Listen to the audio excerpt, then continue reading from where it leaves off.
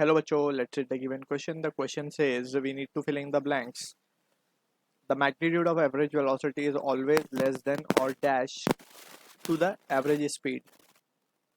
So इस question का जो key concept we need to understand is the concept of average velocity and average speed. So basic definition की पहले हम बात कर लेते हैं. Average velocity को हम किस तरीके से define करते हैं?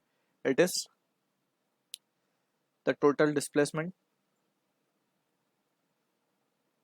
कितने टाइम में हुआ वो डिस्प्लेसमेंट उसको हम डिवाइड कर देंगे. So we get average velocity. Average speed की अगर हम बात करें so it is just distance upon time. So इस क्वेश्चन को आंसर करने के लिए हमें बेसिक अंडरस्टैंडिंग होनी चाहिए डिस्टेंस क्या है और डिस्प्लेसमेंट क्या है. अगर हम इन दोनों में डिफरेंशिएट कर पाते हैं तो we can get the relation between average velocity and average speed. ठीक है, तो हम पहले बात करते हैं डिस्प्लेसमेंट की. डिस्प्लेसमेंट को अगर हम डिफाइन करें, पहले हम डिफाइन करते देन विल अंडरस्टैंड कि क्या एग्जैक्टली इसका मीनिंग है. It is the shortest distance between initial and final point. Initial and final point. तो इस तरीके से इसको डिफाइन किया गया. पहले हम डिफाइन कर लेते हैं दोनों चीज को, फिर विल अंडरस्टैंड इट. अब डिस्टेंस की बात कर लेते हैं.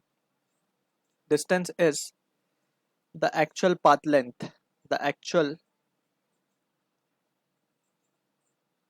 length traveled by the body. ठीक है, अब समझते हैं कि क्या एग्जैक्टली इसका सिग्निफिकेंस है. तो यहाँ पे अगर हम मान ले let suppose we have a body at point A और वो लेट से 2 किलोमीटर चलती है and it reaches point B. ठीक है, नाउ पहले वो ए से बी गई, then it come back 1 kilometre और ये अब सी पे आ गई है. अब अगर हम बात करें डिस्टेंस कितना ट्रैवल किया है इसने, तो डिस्टेंस हमने कैसे क्या देखा, एक्चुअल पाथ लेंथ कितना ट्रैवल किया उसने. पहले 2 किलोमीटर फिर 1 किलोमीटर पीछे, यानी कि टोटल डिस्टेंस कितना ट्रैवल हो गया. कितना वो एक्चुअली में चला है, वो चला है 3 किलोमीटर, बस ये डिस्टेंस हो जाएगा. अब अगर हम बात करें डिस्प्लेसमेंट की, तो डिस्प्लेसमेंट को हमें ध्यान से समझना होगा.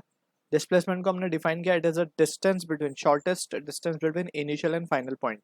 तो ए हमारा इनिशियल पॉइंट है, फाइनली वो कहाँ आया, सी पे आया. तो initial distance between A and C कितना हो जाएगा, इट विल बी 2 - 1 किलोमीटर.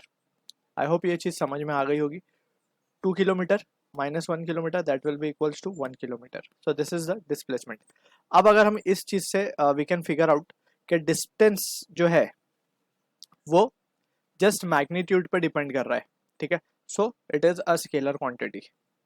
वेरेज अगर हम बात करें डिस्प्लेसमेंट की, तो ये +2 था टुवर्ड्स राइट और -1 हुआ पीछे की तरफ. ए से बी गया तो 2 किलोमीटर चला, फिर बी से सी आया, मतलब उल्टे डायरेक्शन में आया तो हमने उसको माइनस किया सिंपली, तो इट इज 1 किलोमीटर. तो ये डायरेक्शन पर डिपेंड कर रहा है, so it is a vector quantity, right. लेकिन यहाँ पे एक चीज हम समझ सकते हैं कि जो मैग्नीट्यूड है, क्योंकि डिस्प्लेसमेंट एक वेक्टर क्वांटिटी है तो इसके पास दो चीजें होंगी, मैग्नीट्यूड एंड डायरेक्शन. तो हम जो बात कर रहे हैं डिस्प्लेसमेंट का जो मैग्नीट्यूड होगा, डिस्प्लेसमेंट का जो मैग्नीट्यूड होगा वो हमेशा कम होगा या कम से कम इक्वल हो सकता है किसके, डिस्टेंस के बराबर.